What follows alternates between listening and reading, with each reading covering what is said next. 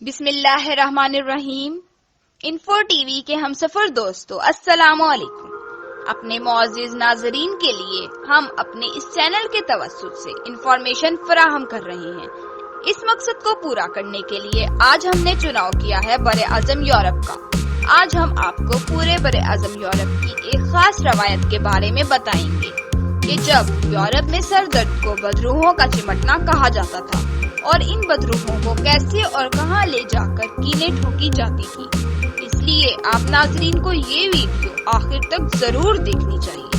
اگر ایسے معزز دوست جنہوں نے ابھی تک چینل کو سبسکرائب نہیں کیا ہمارے ساتھ اس سفر کا ہم سفر بنتے ہوئے چینل کو سبسکرائب کریں اور ساتھ میں موجود گھنٹی کی علامت کو بھی دبا دیں تاکہ ہر نئے آنے والی ویڈیو کی نوٹیفیکیشن آپ ناظرین کو آسانی سے مل سکے۔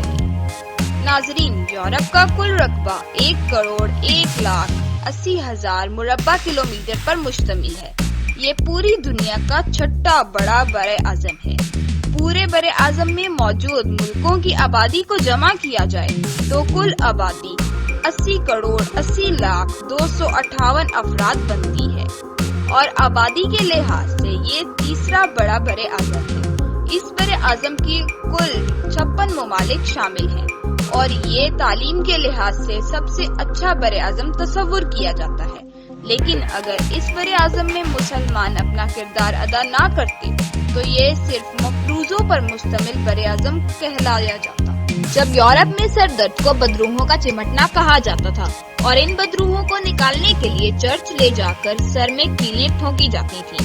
اس وقت مسلمان عراق میں بیٹھے جدید کیمسٹری اور ادویات کی ترقی کی بنیاد رکھ رہے تھے، جہاں ابن سینا القانون فی الطب کو تحریر کر رہا تھا، جسے آگے جا کر 1000 سال بعد 21ویں صدی میں بھی پڑھا جانا تھا۔ وہیں جابر بن حیان وہ کتاب لکھ رہا تھا جسے اگلے 700 سال تک کیمسٹری کی بائبل کا خطاب ملنا تھا۔ وہ اس وقت ایسا تیزاب سلفیورک ایسڈ بنا رہا تھا جس کی پیداوار کسی ملک کی صنعتی ترقی کی عکاسی کہلانی تھی۔ وہیں مسلمان سیاح دنیا گھوم رہے تھے، مسلمان ماہر فلکیات اپنا حصہ ڈال رہے تھے، کبھی اسپین کو صاف ترین شہر بنا رہے تھے تو کبھی بغداد کو علم کا گہوارہ کہہ رہے تھے تو کہیں نئے علاقے فتح ہو رہے تھے۔ اس ترقی کی وجہ ان کا اپنے نصاب یعنی قرآن و حدیث کی پیروی کرنا اور دینی علوم کے ساتھ تمام دنیاوی علوم کو ساتھ لے کر چلنا تھا اور تمام تر ہنرمندوں کو اپنی تہذیب کو پروان چڑھانے کے لیے استعمال کرنا تھا۔ پھر وقت بدل گیا، ہمارے اکابرین کوے کے حلال و حرام پر مناظرے کرنے لگے اور ہم نے اپنے نصاب میں وہ علوم شامل کر دیے جن میں نہ ہماری دنیاوی ترقی تھی نہ آخرت کی کامیابی۔ جہاد اور مجاہدین ذاتی مفادات کے لیے استعمال ہونے لگے۔ کھیرے، ککڑی، کیلے، مسواک کا سائز ہمارے اہم مسائل میں شامل ہو گئے۔ آمین تیز آہستہ پڑھنے پر کفر کے فتوے لگنا شروع ہو گئے۔ فرض کے بعد دعا جائز ہے ناجائز پر جھگڑے شروع ہو گئے اور پھر ہلاکو خان چنگیزی فوج نے مسلمانوں کے سروں سے فٹ بال کھیلی اور کھوپڑیوں کے مینار کھڑے کر دیے۔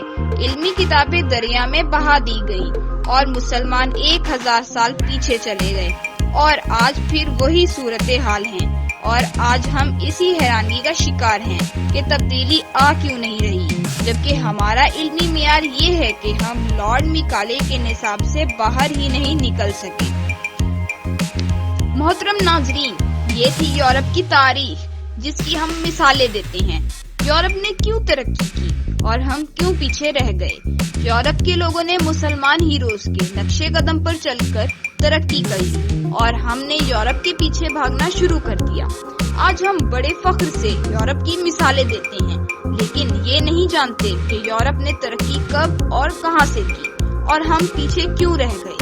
شاید ہمیں غلامی پسند ہے اور ہم غلام بننا چاہتے ہیں۔ اب اجازت دیجیے گا، اللہ حافظ۔